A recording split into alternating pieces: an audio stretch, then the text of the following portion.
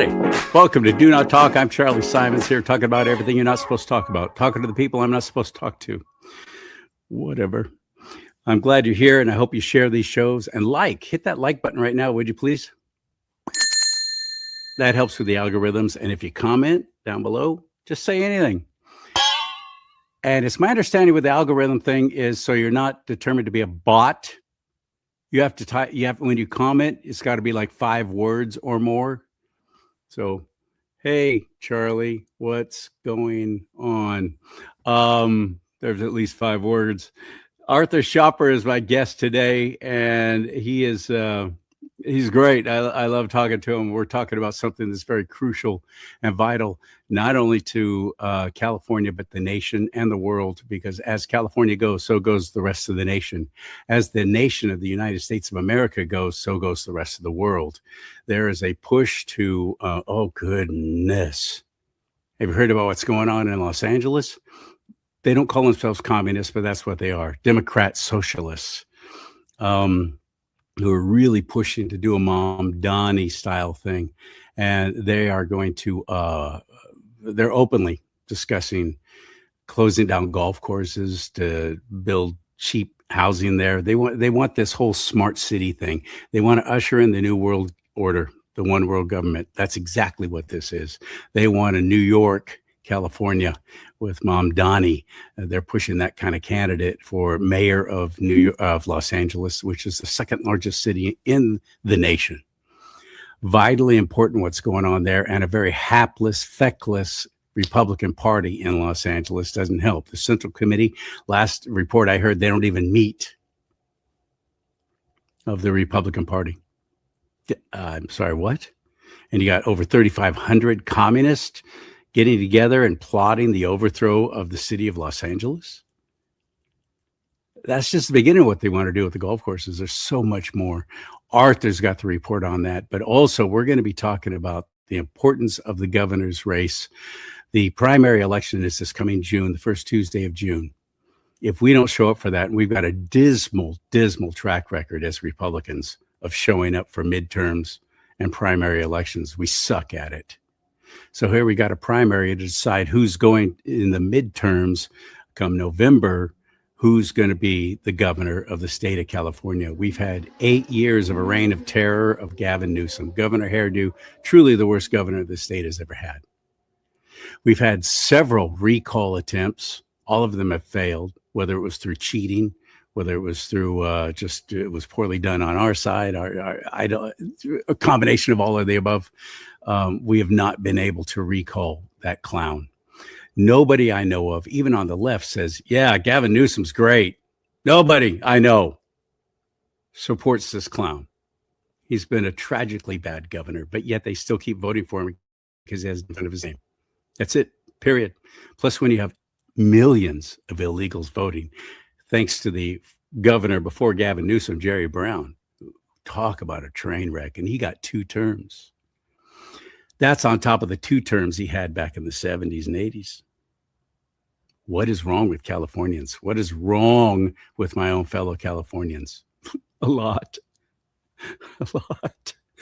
So today we're focusing on what's considered the 2 front runners by the California Republican Party. Talk about feckless, practically worthless. That's Steve Hilton and Chad Bianco. That's who we're going to talk about. This recently came to my attention because I like Steve Hilton. I've not been able to interview Chad Bianco. I've met him. He agreed to come on my show, but then every time I've tried to get him on, I've been shot down. It's never happened.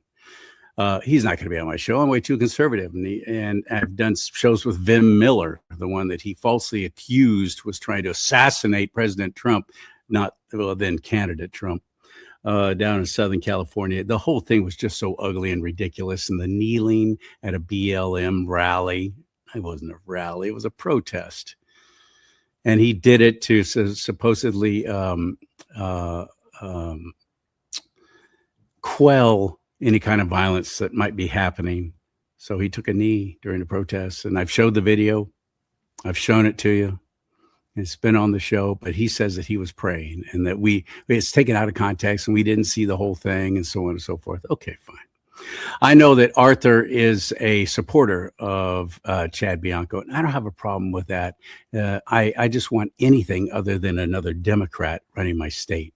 Seriously, a rusted out fire hydrant that's been tagged by every male dog in town would be better than another Democrat at the helm of California. But how effective can they be if all the other offices are all the supermajority of Democrats? We saw what happened with Arnold Schwarzenegger. Republican governor coming in, hitting a wall of leftist freaks who did everything they could to stop him in his tracks, and they effectively did. Several times took things that he wanted to get done. He did it the right way. He held special elections, and they were all screaming about the cost of that, while at the same time they're frauding and defrauding and stealing millions and even billions now, as we know, in the state of California for their little programs and their little non-governmental, their NGOs, their charities. It's insane. I think that California is about to have a whole bucket of hell poured down on their governance with President Trump. And I thank God for that, with the investigations going on with the Department of Justice, the FBI, election fraud, voter fraud. All this is about to come down, and it's coming out this year. It's happening, 2026. So I've never interviewed Chad Bianco, and it might be because he knows that I would ask him about those things I just covered. And he doesn't want to talk about those. He doesn't want anybody bringing that stuff up. But I have interviewed Steve Hilton, and I liked him. It was really tough getting him on my show. He promised several times, 5 times, before finally I went through somebody else to get him onto my show. And then at the end, he goes, yeah, I really enjoyed this. And his people said, yeah, Steve will come on again anytime. He hasn't, but I just recently found this, and it bothered me. 4th of July special. As we say at the start of every show, and we did tonight, one of our missions is to be pro-family. So we wanted to share with you a new documentary out later this week called Fair Play that shines a light on family gender roles and the overlooked challenges of domestic life. Take a look. When I became a mom, I felt like my identity completely changed. I really didn't understand the amount that she had to endure. Es una presión tremenda. Tremenda, yeah. It goes back to the twisted notion of, well, you just got to ask for their help. I don't want to ask. Joining us now is the writer and producer of Fair Play, Jennifer Siebel-Newsom. Jen, great to see you. It's so easy to say we're pro-family. Everyone says we're pro-family, but what is it in reality? It's a whole different thing. And what I love about this film is that you really focus on the specifics of what it means to be pro-family and what we need to change in order to make America more pro-family. That's right. Thank you. So really, what we need to do in America is recognize that the majority of households are dual income households. That is Jennifer Newsom. That's the wife of Gavin Newsom. And it was real tough to find that interview. Real tough. That's why nobody else is seeing it. But Steve Hilton interviewed Jennifer Newsom. Another thing that's been edited from that video is at the very beginning of the original interview that he did with Newsom. He said, full disclosure, she's a good, close personal friend. Well, in that one we just watched that was posted on YouTube, and the only one I could find, that's been cut out. Why? Jennifer Newsom she's a film producer. And she has made millions off of forcing schools to show her propaganda to children. Most of it, the homosexual stuff. She's big on that. Telling the kids it's all okay. Try to find a compilation of Jennifer Newsom's children's videos. Couldn't do that either. I did find this guy, though. Democrat Governor Gavin Newsom's wife reportedly made millions of dollars by getting a requirement that public schools show certain films in motion. How about that? The Daily Caller reports that those films were about intersectional gender justice based on reporting by Open the Books, a watchdog group. Jennifer Siebel-Newsom, the wife of Governor Newsom, runs a nonprofit named the Representation Project. This is a group that purports to fight sexism through the use of films and other educational documents. According to the Open the Books, The group charged California schools between $49 and $599 to stream the films it put out. Dang. Records show that Jennifer Newsom has brought in $1.5 million in film licensing. We paid for that. And another $1.7 million in sales of the documentaries her group has put out, including The Great American Lie and Fair Play. These films are about systematic inequalities and gender throughout the country. Jennifer Newsom wrote and directed these films, and they have been shown in 5,000 schools across all and have been exposed to these films. Not just California. And Newsom has been able to rake in an incredible amount of money from creating these films. The average cost to stream the films was $270, according to reports by the Daily Caller. Wow.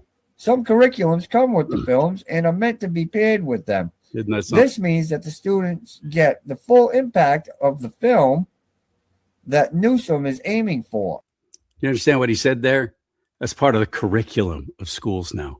And of course, the majority of people who are running schools these days are just leftist freaks. They truly are. Public schools. It's bad. It's so bad. How do we fight against this? I don't know. Let's start by getting an actual governor in place. Arthur Schaper on the show. Are you ready? Hit it.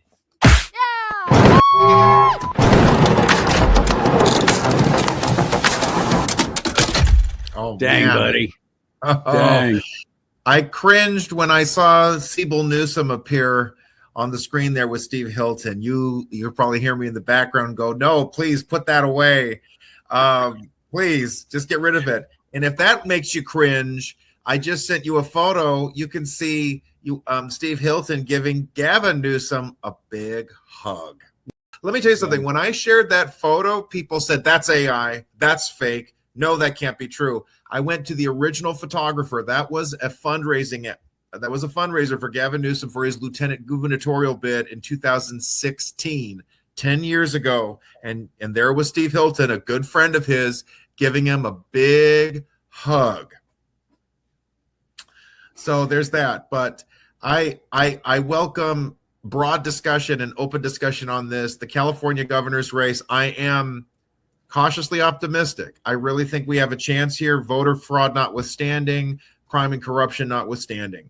I think that sorry for interrupting you, but I was on a conference call yesterday with somebody, a Republican, railing against both front runners and saying they're not strong candidates and they're not taking the lead, and we need Mel Gibson to enter the race and this kind of stuff. And so I came on and said, they're not strong candidates. I believe they're both polling higher than anything the Democrats are offering. How can you say they're not strong candidates? I think they both absolutely are. And Hilton and Bianco have been neck and neck with polling, depending on how much you put any stock in polling.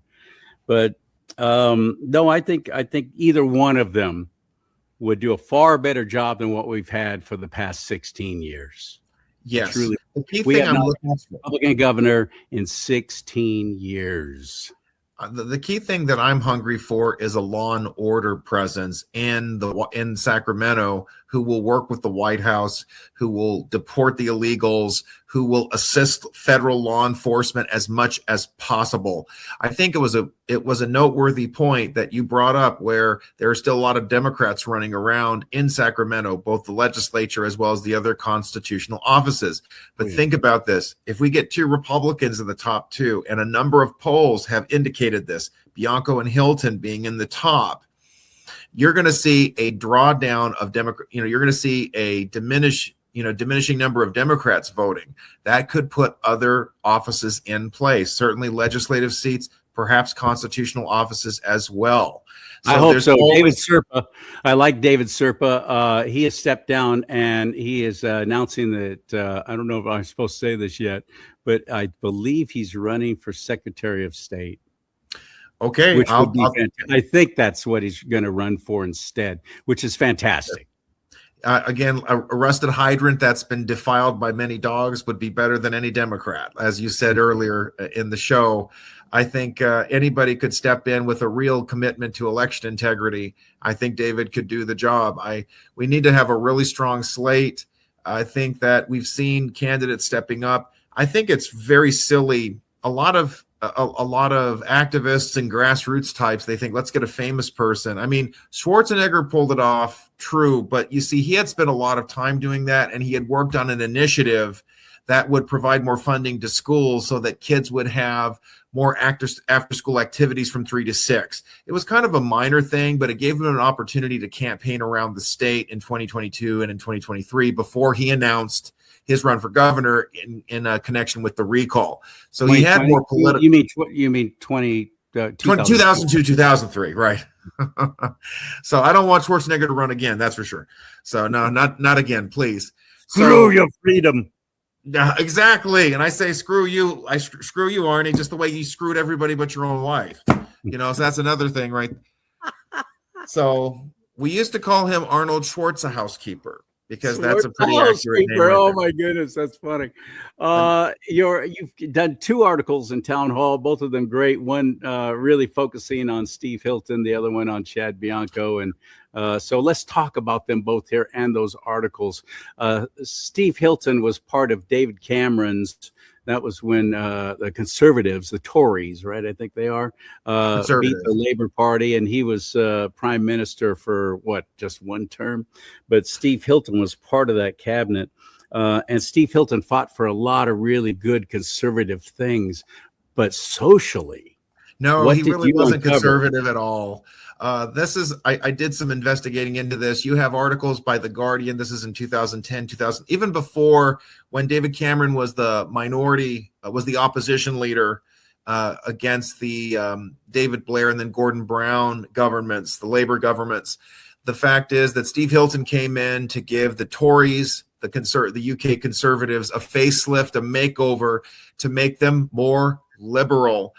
They changed he pushed them to the left on abortion, pushed them to the left on all the gay rights or gay privileges nonsense, pushing them to the left on climate change. Now, I will say to his credit, and I did question Steve Hilton about this after the debate in Garden Grove at Calvary Chapel, West Grove. They did immense cost cutting. They slashed so much of the bureaucracy at the time. That is true. The successes were so great that The Economist had a picture of David Cameron with a mohawk on his head because it was so radical, the amount of reforms and cuts that had been taking place. However, all of that got washed away shortly after David Cameron took a stance against Brexit, didn't want to leave the EU. The economic problems have only gotten worse. The economy has stagnated in Britain. The Tories were terrible on immigration. They opened up the borders, mass legal as well as illegal immigration. Now, true, Hilton left the Tory government in 2012. But the fact is, if his legacy, one of the things he's championing is his work with the Cameron government, it was nothing but a failure in the end. The Tories are now one of the least popular parties in Britain. Nigel Farage's Reform Party is displacing the Tories as the center-right opposition to the current Labour government. Pray for his success. Pray for his success. We all are. He's a real conservative party. David Cameron pushed same-sex marriage. The conservatives pushed same-sex marriage in the United Kingdom. That's part of Steve Hilton's legacy. No, thank you. The radical abortion. They have it so radical in the United Kingdom that if you pray outside of an abortion clinic, you can go to jail. This is how radical the abortion agenda is in the United Kingdom. It is horrific. It is horrendous. Abortuaries abound, and they have the full protection of the state. Anybody who protests them faces sanction or prison time. It's outrageous. This is Steve Hilton's legacy. That's a hard no for me. And I don't care how many times he says Donald Trump. I don't care how many times he's been on Fox News. He's a news anchor. I think Chad Bianco, I went to one of his fundraising events in Long Beach, and this was it was someone's home, and this wasn't like some big fantastic event with cameras outside. He was talking to individual voters, including friends of mine who've been in the health freedom movement, like Maureen Quinn. She was a friend of that Long Beach home owner. And that was the key thing that has resonated with a lot of people, including myself. Chad Bianco stood up to the governor and said, I will not enforce any of these lockdown, mask mandate, health mandate nonsense is coming out of the governor's house. That to me covers a multitude of any failures that anyone can list. Now, let me just clarify. My first article was about the setup. Californians can win the governor's race. Here's the breakdown. Here's the status. Here's what can be done.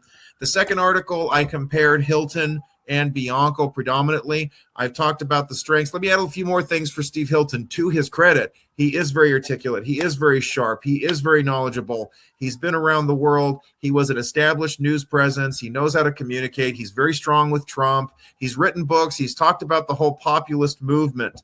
So there's that. Now let me talk about Chad Bianco. Speaking to positives, I mentioned his standing up for health freedom. This to me is huge. I don't think you can underestimate or dismiss this enough. There are liberals, people center of the road, even far left. They joined the health freedom movement. I knew Bernie Sanders supporters who were protesting the lockdowns and the health mandates, along with conservatives here in Los Angeles County. They were so angry with the health mandates and the vaccine mandates. It frustrated, infuriated them. So you see that kind of cross-party connection.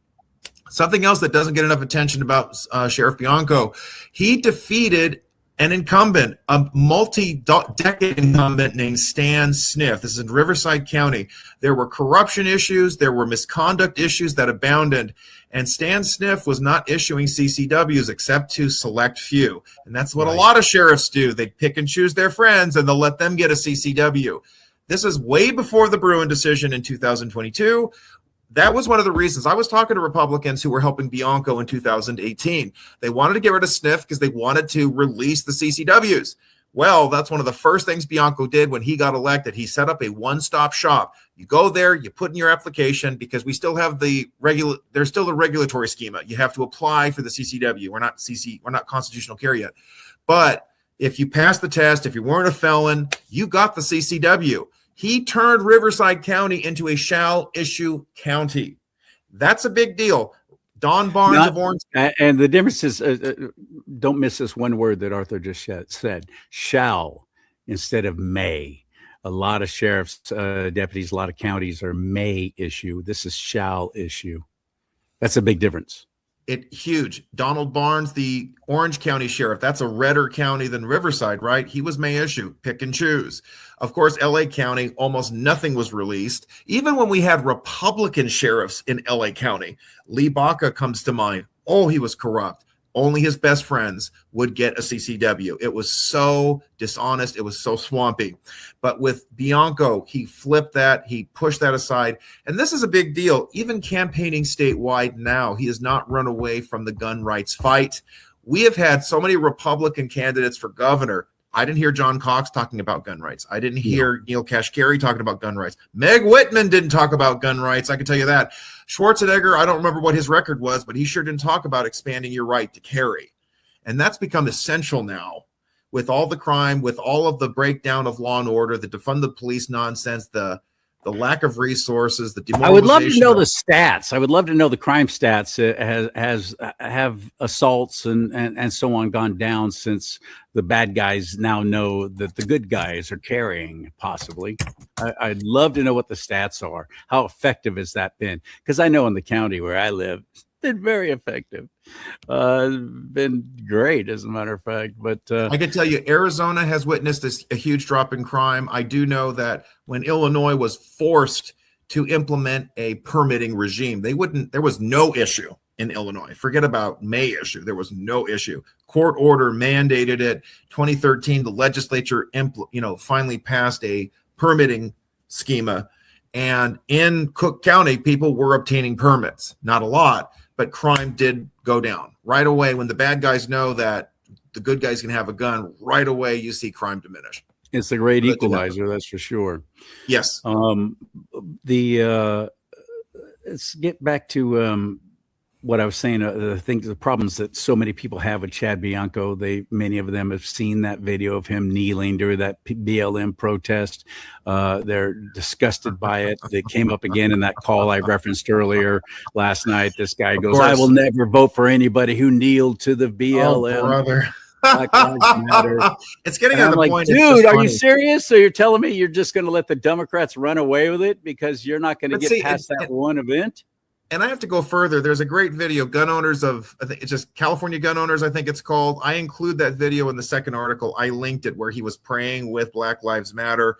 There was no sheriff that I know of in the country that goes into the heart of the problem, like in downtown Riverside. That's where Bianco was. And he says, look, you have a right to be here. He was trying to diffuse a very bad situation. In LA, it was terrible. I was in the midst of it in Santa Monica. They were looting stores. I was so naive. I thought everything had passed on, and we went to see the aftermath that was still going on. Very bad on my part. Big mistake. My friend was able to get us out of there really quick. We were driving. We went up PCH, and then we went east on Santa Monica Boulevard to get out of Santa Monica, and we saw the sheriffs finally show up. The deputies showed up in their riot gear in LA County. No offense to Villanueva. I think he was in Long Beach trying to push back on some of the rioting there. In fact, he was in the field. But there to see Bianco right in the center, speaking to the leaders of BLM, saying, okay, look, let's solve this. You have a right to be here at peace. Now, I looked at that video. You see BLM kneeling with him. I don't know of any other experience or confrontation where that ever happened. It was always law enforcement only did the kneeling. Right away, it says to me, this is different. You can You've see in seen that a video same- that I have not seen then. I'll send it to you. And everybody should. And it's okay to ask. We don't want law enforcement. It's not okay tell- to ask. Bianco gets very defensive and downright angry. He and should, there's a because lot of shows he will not go on because we bring that up or we ask him about it. Well, Tim here's the Yater funny keeps thing. saying- He's been on a number of programs and he has spoken to that. So, I mean, that's my response. If he's not been on your show, I'm going to tell people that he should be. Okay. So I'm going to make sure of that. If Hilton could do it, he needs to do it. So there's that. But you can look at the video yourself. One of the best parts, nobody captured this. You've got BLM, some of them kneeling, and there he's kneeling with them. And then some of them said, why aren't the rest of your police officers kneeling with you? He literally says, I cannot make them pray. I cannot make them. He respects the First Amendment of his own officers as well as everybody else. You know how many police chiefs and officers and leaders were making their staff, their deputies kneel to kowtow to BLM? It was horrific. Bianco did not do that because he chose to pray. He's allowed to do that. If people have a problem with people kneeling to pray, I can't help them. Now, people can scream about optics all they want, but you know what? If I'm a sheriff, I'll risk bad optics to save a community, to make sure there's no violence and everybody goes home safe. And that's what happened in Riverside. That didn't happen in LA. I don't know what happened in Orange County. I know it didn't happen in San Francisco. I know it didn't happen in Oakland. That's a big deal to me. But I'll go a step further. I don't care if people try to splice this. I don't care if Bianco danced the Hully Gully with Black Lives Matter. The fact that he resisted health mandates, opened up shall issue, the fact that he beat an incumbent, twice elected in a blue county, that he has rigorously enforced the rule of law, that he has pushed back on all the nonsense. He's not afraid of Donald Trump, but he also recognizes a need to provide a realistic program to make California livable again, let alone great again. This guy has it. All the other candidates, this is my challenge to every person. You support Mercury, you support Hilton, you support Herms. Give me the positives. What do you like about Mercury? 9 times out of 9.5, a lot of the supporters of other candidates, all they do is bash Bianco. I'm like, you don't have something positive to tell me? Oh, you haven't watched my shows then, because you've mentioned two men. I've been doing a lot of stuff, but I'm listening to positives. positives. Now, here's the other thing: Daniel Mercury. I know the guy was a health freedom advocate too. He served in the military. God bless him for all of that. But here's ultimately the difference that matters to me. Bianco got elected and used his power to protect our freedom and risked his money and risked his office. True. Daniel has not been elected. We need someone who has that experience, who's been elected twice in a blue county and has manifested authority and has demonstrated it. He's also part of the National Sheriff's Association. He's part of the larger law enforcement movement. And I think that's really important. All of these things inspire me. And that's why from the get-go, I said, I'm getting behind this guy. I like him. So if people want to type in the background, or if you got pushback, and I wrote, okay, so let's be fair. I gave you some of the pushbacks about Hilton, the things about Bianco. I've had residents in Riverside County. They've complained to me about the foster care system. The sheriff is in charge of that. Okay. I don't think it's fair to blame the sheriff for every single thing that happens in a bureaucracy. Someone at the top can't be in charge of everything at the bottom. But if they're upset, they're upset. I respect that. I know some Republicans who were running for office, and the sheriff did not endorse them. He went along with the incumbents on the Board of Supervisors. He endorsed Chuck Washington, who was a Democrat, who was on the Board of Supervisors. That's a common occurrence, whether we like it or not. Who did that?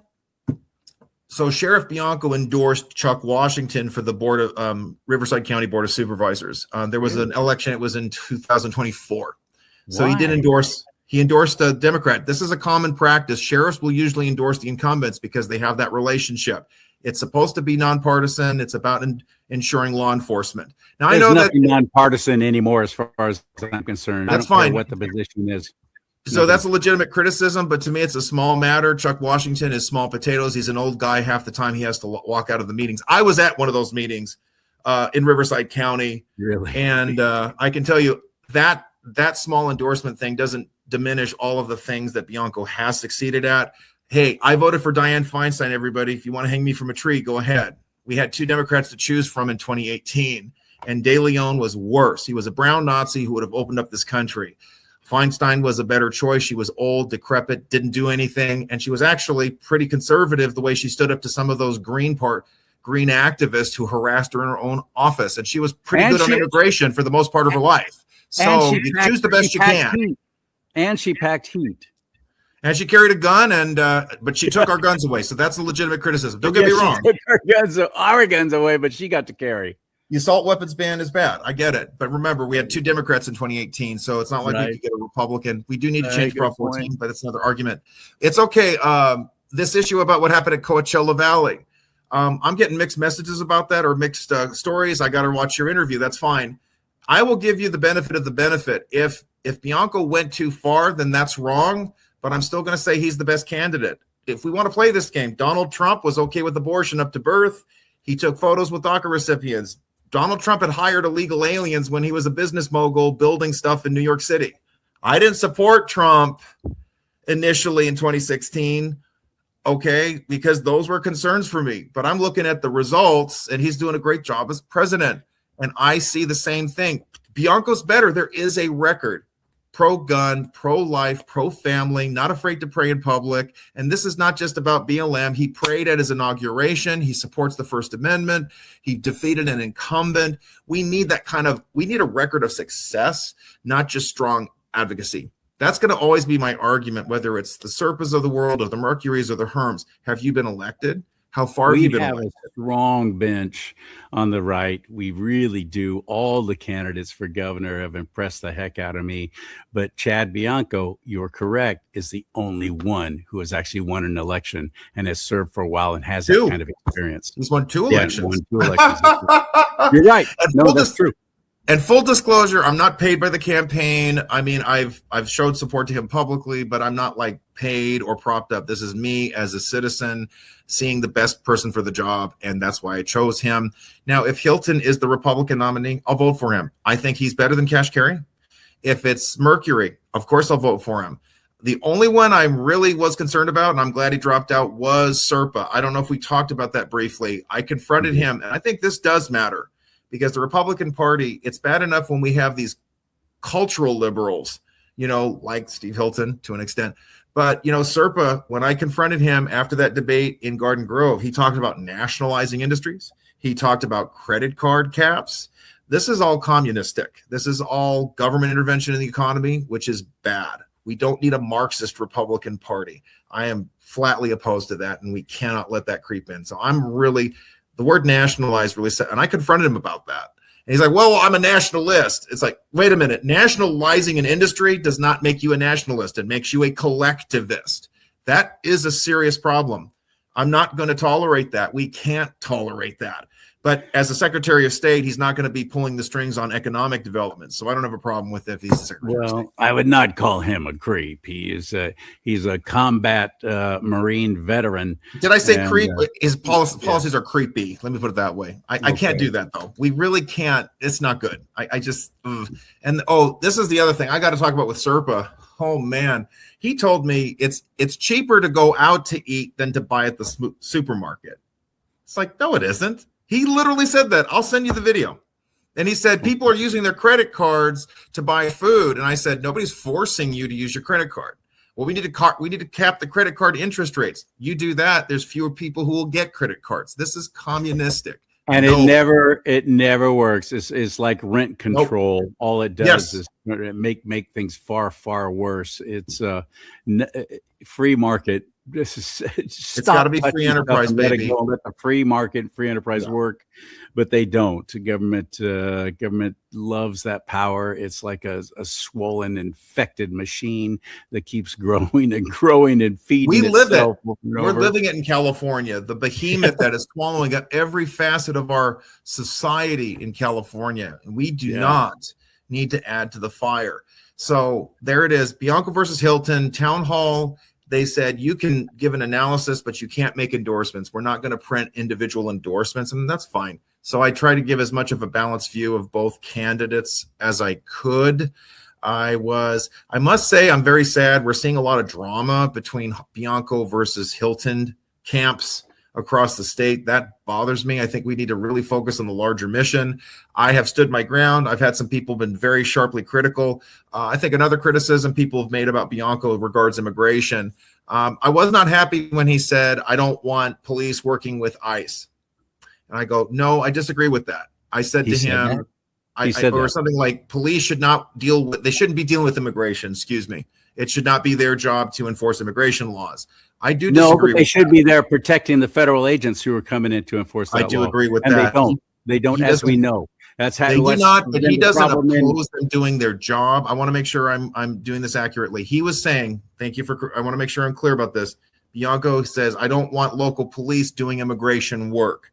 Now, I disagree with that. I'm all for 287G.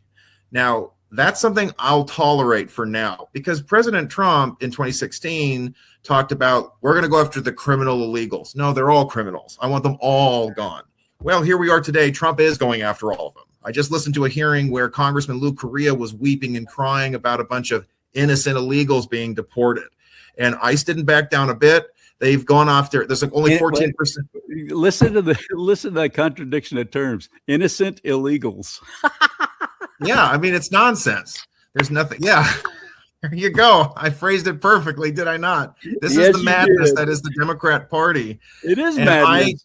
I'm very confident with the Bianco governor. We're going to have an ally in the White House, in Sacramento, that will assist the White House, assist federal law enforcement. I could see him taking steps saying, I'm not going to enforce Senate Bill 54. Open up your jails, let ICE in. Because that's something too. You don't have to enforce certain laws. People are not understanding that that's the tremendous amount of the problem that custom immigration enforcement has had, and the U.S. Border Patrol. Blue states, blue cities, like we are a sanctuary state.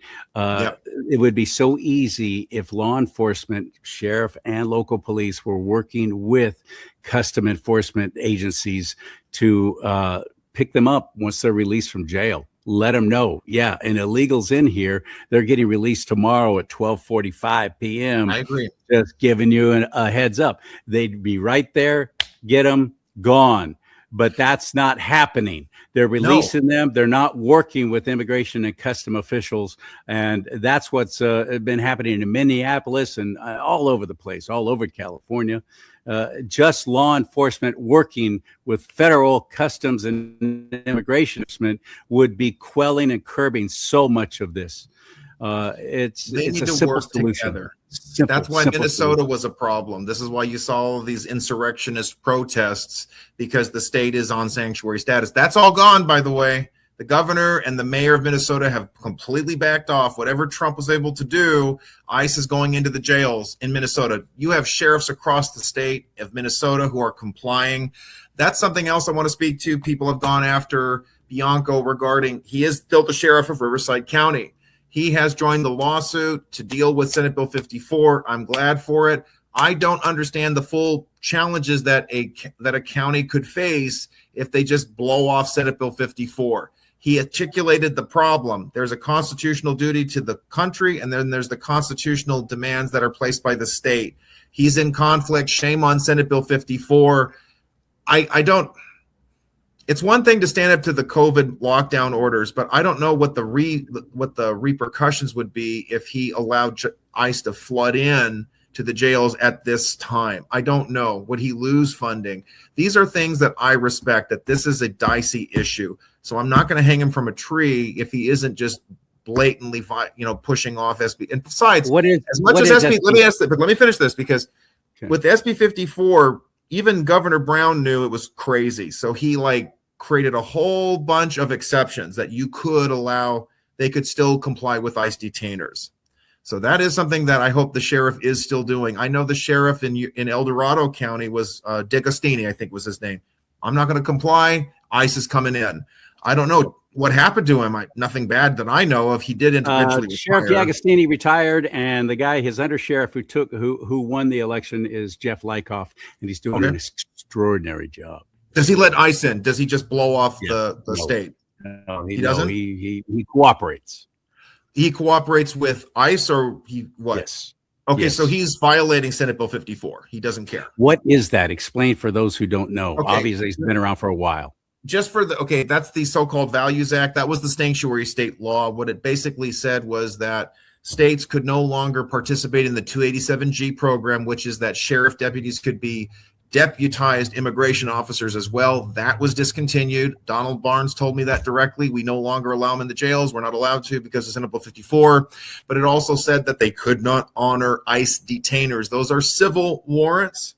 They're not criminal. So they had the greater leeway to ignore those civil warrants. Senate Bill 54 ordered all the sheriffs, the jails, had to disregard those civil detainers entirely. Now, there was a selected class of serious crimes where detainers could be honored still. But sheriffs also had the opportunity, they could go further and ignore the detainers entirely. They were not required to honor the detainers. They were not required to honor them, and they were required not to honor them in a broad set of categories. Now, of course, most of the sheriffs along the coast in LA County and San Francisco, they're going to go all in. Villanueva, in a former life, I'm in LA County. He was the sheriff from 2018 to 22. And he's running again. He's running again as a Republican now, so he's changed his tune, and I'm happy about it. But at the time, he was offering to expand the protected class of crimes that a detainer would not be honored. This is what was happening initially. He went from woke to awake when his deputies got assassinated and when the county cut his funding. Then he switched his tenor. He switched his vision. He began issuing more CCWs. Now he's a Republican. Now he works with ICE. He even said it. We allowed ICE in the jails from time to time, even during his first tenure, because that falls within the confines of that select category where a detainer could be honored, or it would be permitted for the sheriffs to allow them in the jails. So the Senate Bill 54, which I wish I knew more about it. I wanted an explanation just because I didn't know about it. But since it was a Senate bill, means we never even voted on this. It was in the legislature. This was 8 years ago. I mean, really, Charles, when did you start your podcast? 4 years ago. Okay, I got you then. Yeah, so I was very active in fighting Senate Bill 54. We went to a number of cities where they issued resolutions or stays of compliance. I was at Los Alamitos live. They had 2 hearings because it was a ordinance that they passed. They called it a constitutional ordinance. They literally defied the state and said, we are going to work with ICE because they're a charter city. A select number of cities in California are charter cities. They basically are entities unto themselves. They can set their own policy. Their own charters serve as like constitutional governors within the city. They can step out and do their own things. They're also responsible for their own pension costs, etc. But they have the authority to kind of break away or establish their own authority in certain ways. And Los Alamitos went all the way and said, we're going to disregard Senate Bill 54. They did pass the ordinance. It was in place for about 2 years. There were a number of lawsuits that came through, and then a new city council took over and they rescinded it. And the sheriffs, because they're elected and they're constitutionally protected, have the power to be able to say, yeah, no, we're not recognizing that, and we're not playing. We're not playing with you. This is You're right. ridiculous. Not in So, my I mean, county. I'm The law giving- enforcement, the police do not. They do not have that power to Correct. be able to say, yeah, we're not enforcing this. Well, actually, that's And, not true. I'm happy to report the chief of police in Los Angeles, he said, I'm not going to enforce the ban on masks on ICE officials. He said it. And a straight judge up. This was just before- this was judge before. just struck that down. This was before the judge struck it down in federal court. He says, I'm not enforcing this. I can't, because he recognized federalism. The federal officers do not answer to state law when they are acting within their constitutional duties. This same chief of police, his name is McDonald, excuse me. He was the previous sheriff. He was the sheriff of the county. And then he was knocked out by Villanueva in 2018. He was more conservative. That Sheriff McDonald, he opposed Senate Bill 54. Here he was in LA County, very liberal county, and he said, no, I don't support this, because if ICE doesn't go in the jails, they're going to have to go into the neighborhoods and they're going to pick up everybody. And now you see the violence that has ensued. So he called it very well. He was correct. And I don't know why Karen Bass chose him to be the chief of police, because he's conservative. And this chief of police is basically defying Karen Bass, defying the Democratic machine. But I think the other side of it is he's the only one with experience, is the only one who will take the job, because most police officers who have some self-respect and who care about their colleagues don't want to be in the middle of that political bureaucratic morass where they're supposed to defend illegals, defend criminals, and disregard the needs of the law-abiding citizen.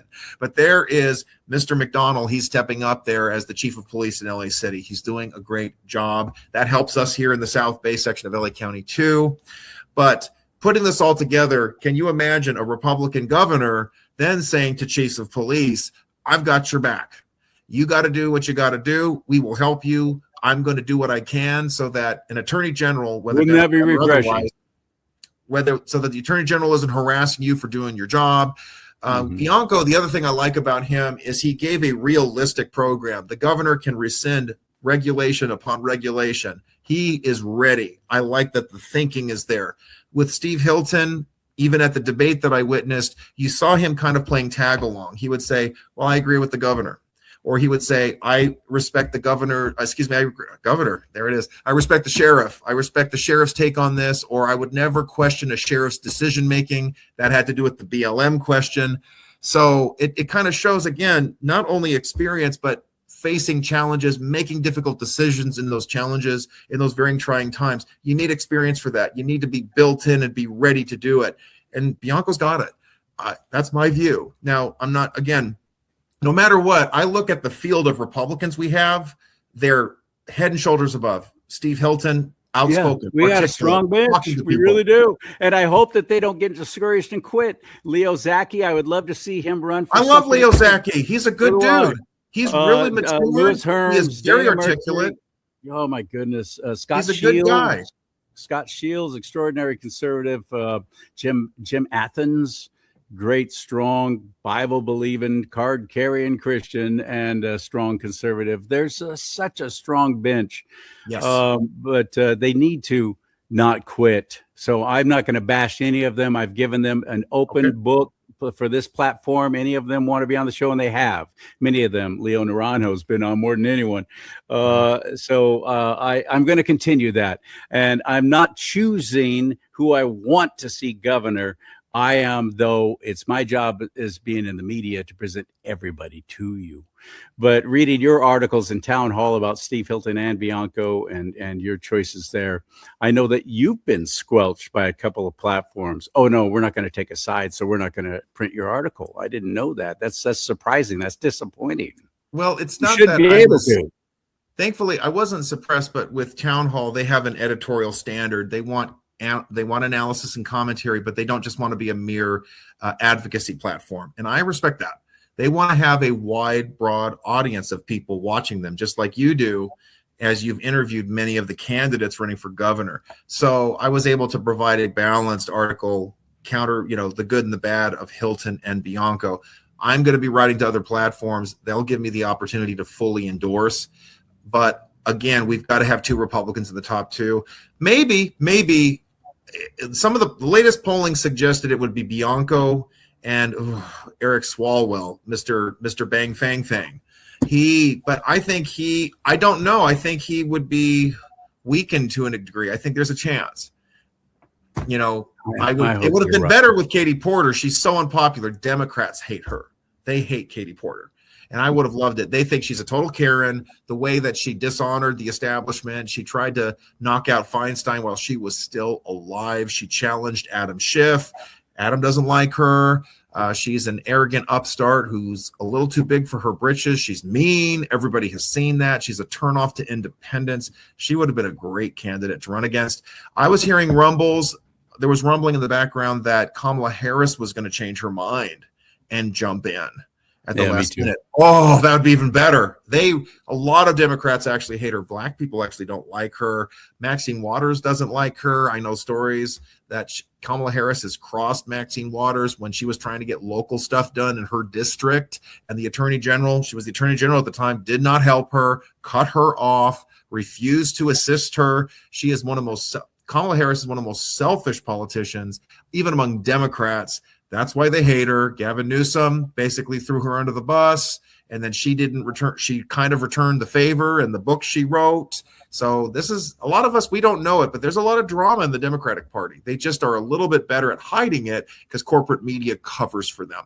But I was just going to say, they don't have the media broadcasting every single little tiff between them. Oh yeah, and then in contrast, it's like MAGA Civil War, over this or that. It's like it's a polite disagreement.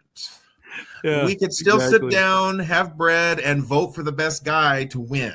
It's silly. Yes, they amplify the division on the right. They cover it up on the left. This is still a common practice. Amen, my friend. Yes. I want to thank you so much. If I can wrap it up, I would wrap it up with this final comment. If you love, I would like to see this. I said it. Let's have 2 Republicans. No offense to Mercury, Herm, Zaki, and the rest. But I think everybody, if you back Hilton, back him to the hilt.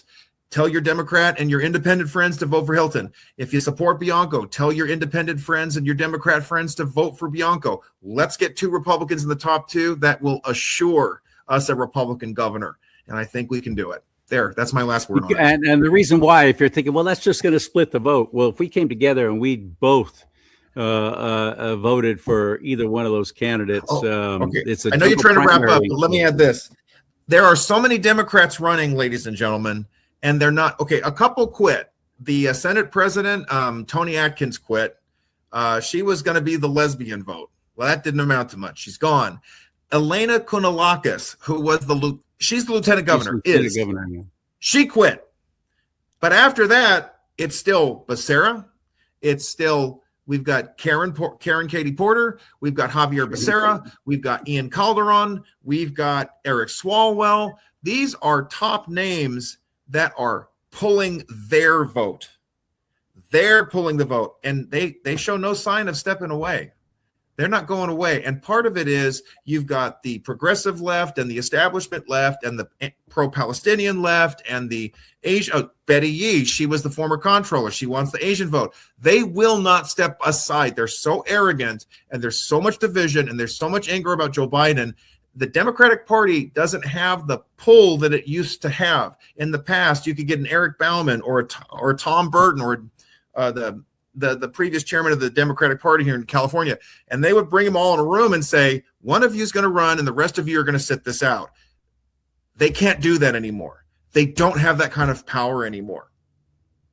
That's a win for us. That's why things are really moving in our direction. Wouldn't that be so? Because, and the reason why we're saying all this is because we have a jungle primary in California. So it's the top 2 vote getters who go to the final election, regardless of party. So that's why it's so dangerous for us right now. If we split the vote, we just splinter everywhere. But again, that's why I say, people to you. Choose Hilton or choose Bianco. Imagine if we got together and if our own hapless California Republican Party promoted this. Okay, everybody, let's cut the state in half at Bakersfield. Everybody north of Bakersfield, you vote for Hilton because he's a San Fran guy. Everybody south of Bakersfield and south, you vote for Bianco. There you go. That's good. And that would be enough to make them both winners, and they both face off in November. That would be amazing, wouldn't it? I think a dual endorsement. I think the state party should change a rule and say, we're going to endorse both of you, 2 Republicans. That's what I would do. I'm serious. Maybe they'd have to change the bylaws a little. Not that they follow the bylaws, but why not? That would be fantastic. That would make us absolutely unstoppable. Yeah. And then get good people running for other offices as well. I just don't want to see, because I just admire and respect so many who are running on the right for governor. I don't want them to get discouraged and never try again for anything else. We need those people. We need those men and women. Thank you, Arthur Schaper. Where do we find you? How do we support you? You know, you talked about protecting kids. I always want to remind people of massresistance.org. I'm so privileged to work for that group. We are really kicking butt to fight all the LGBT perversion in the schools. But just for me personally, you'll find me at Town Hall, American Thinker, American Greatness. I also have my own blog, ashopper1.blogspot.com, which is a summary of all the other things that I have written. Please feel free to share all of that with everybody, Charlie. And thank you again for having me. It's a real pleasure to be here. Thank you. Always, buddy. Thanks, my friend. Talk to you soon. This show you can support through my website at charliesimons.com. Get yourself one of these hats right here. I love this hat. I love this hat. Trump was right about everything. Everything. You could have that hat. Nice big old trucker hat. I got all kinds of hats in there and mugs, especially this one in particular. Thanks to the folks who just bought a couple of my mugs here. I found out that the store that I'm working with, look, let's talk about politics and religion. Let everybody know right up front what you're all about. And then when they go, what's that mean? Oh, Charlie Simons do not talk. But there's other ways you can just give. You can just flat out give and support this ministry, which is what it is.